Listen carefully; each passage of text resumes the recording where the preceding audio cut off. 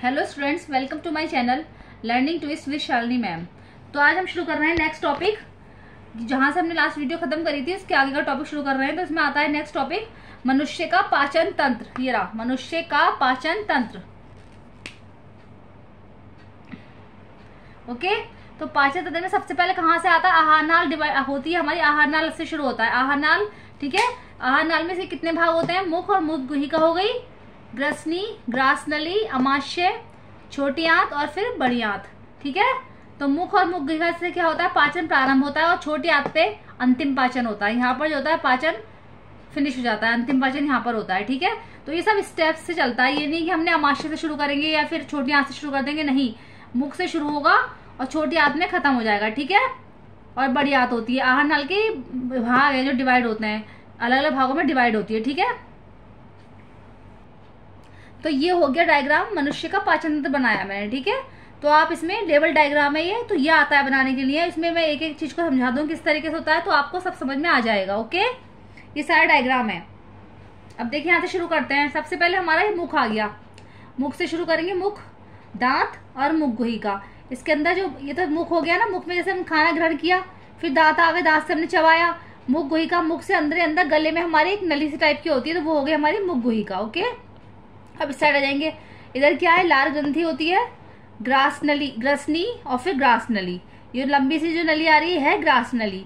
ठीक है, लार ग्रंथि जो हमारी होती है, इसमें क्या होता है? एंजाइम बनता है, टैलिन नाम का एक एंजाइम बनता है, जिससे हमारा खाना पाचन हो जाता है। मतलब खाना तो हमारा थोड़ा सा मुंह में ही पाचन होने लगता है, मुंह में पाचन शुरू हो जाता है खाने का, फिर अंदर जाके पाचन होता है। ठीक है, अब आते हैं इधर। यह है अमाशय। क्या है ये? अमाशय। ये पेट की तरह ही होता है, मतलब पेट ही है एक तरीके का। लोग कहते हैं पेट है, लेकिन अमाशय होता है इसका जो मेन है, इसका नाम अमाशय है। ठीक है, इसमें खाना स्टोर होता है। फिर अमाशय के नीचे एक ग्रंथि आती है, ये ग्लैंड, अग्नाशय ग्रंथि। कौन सी है? अग्नाशय। इधर की साइड में आ जाएंगे तो हम छोटी आंत हो गई। ठीक है, और ये बड़ी आंत है। तो हमारी जो छोटी आंत सबसे ज्यादा लंबी होती है, बड़ी आंत छोटी होती है। ठीक है, तो छोटी आंत की जो लंबाई होती है कितनी होती है? छोटी आंत की लंबाई जो होती है हमारी 6.5 से होती है 7 मीटर तक की। लेंथ इसकी कितनी होती है? 6.5 से लेके 7 मीटर तक लगा लो।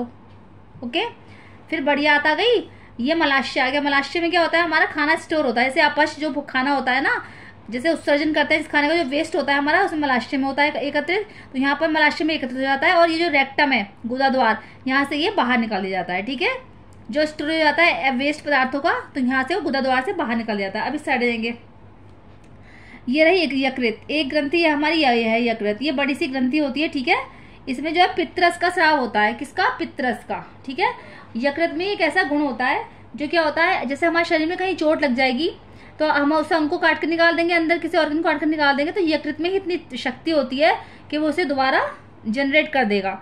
तो इसको हम रीजनरेशन भी कहते हैं। ठीक है, और पुनरुद्धारण की शक्ति इसमें ही होती है यकृत में।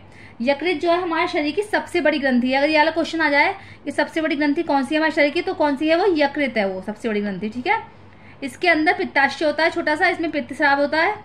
इसके नीचे फिर ग्रहणी आ गई, इधर की साइड अपेंडिक्स होता है। ठीक है, अब सब समझ में आ गया होगा, क्लियर हो गया होगा आपको। तो हमारे शरीर में कुल 3 ग्रंथियां होती हैं। ठीक है, सबसे पहले लार ग्रंथि आती है। ओके, यकृत आ गई, ये भी सबसे बड़ी ग्रंथि है, सबसे बड़ी ग्रंथि है ये बॉडी की हमारी। और फिर आती है अग्नाशय ग्रंथि। 3 ग्रंथियां होती हैं हमारे शरीर में। तो ये रहा मनुष्य का पाचन तंत्र। अब आपको इससे कोई क्वेरी हो तो आप कमेंट बॉक्स में कमेंट कर सकते हैं। ठीक है, तो एक ही मैंने वर्ड समझा दिया है कौन सी चीज क्या है, तो उसके हिसाब से आप क्वेश्चन कर लेंगे। तो बच्चों अब शुरू करेंगे मुख और मुख गुहिका के बारे में। ठीक है, क्या आता है? मुख, मुख एवं मुख गुहिका, मुख गुहिका। ओके, सबसे पहले ये तो आती है पाचन तंत्र में। तो ये कितने भागों में डिवाइड होती है? एक तो दांत आता है सबसे पहले, दांत, फिर जीवा, जीवा, और फिर क्या आता है? लार ग्रंथि। ओके, ये 3 भागों में डिवाइड होती है लार ग्रंथि। ठीक है, सेकंड आती है ग्रसनी और ग्रासनली, ग्रसनी एवं ग्रासनली।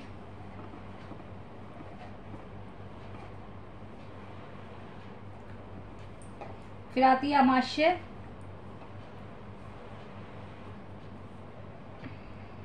अमाशय। ठीक है, तो इसमें क्या आता है, यकृत आता है, यकृत और पित्ताशय। पित्ताशय तो यकृत जो है वो हमारे शरीर की सबसे बड़ी ग्रंथि है। बताया था मैंने अभी कि हमारे शरीर में 3 ग्रंथियां होती हैं, एक तो लाल ग्रंथि हो गई, एक यकृत हो गई, और एक आती है अगली अग्नाशय ग्रंथि, ग्रहणी। ग्रहणी इसमें क्या आता है, अग्नाशय, अग्नाशय। ठीक है। अब आती है छोटी आंत, छोटी आंत। यहाँ पर पाचन खत्म हो जाता है। ठीक है, मुख से शुरू होता है, छोटी आंत पे खत्म होता है। अब आती है बड़ी आंत, लास्ट में आती है बड़ी आंत।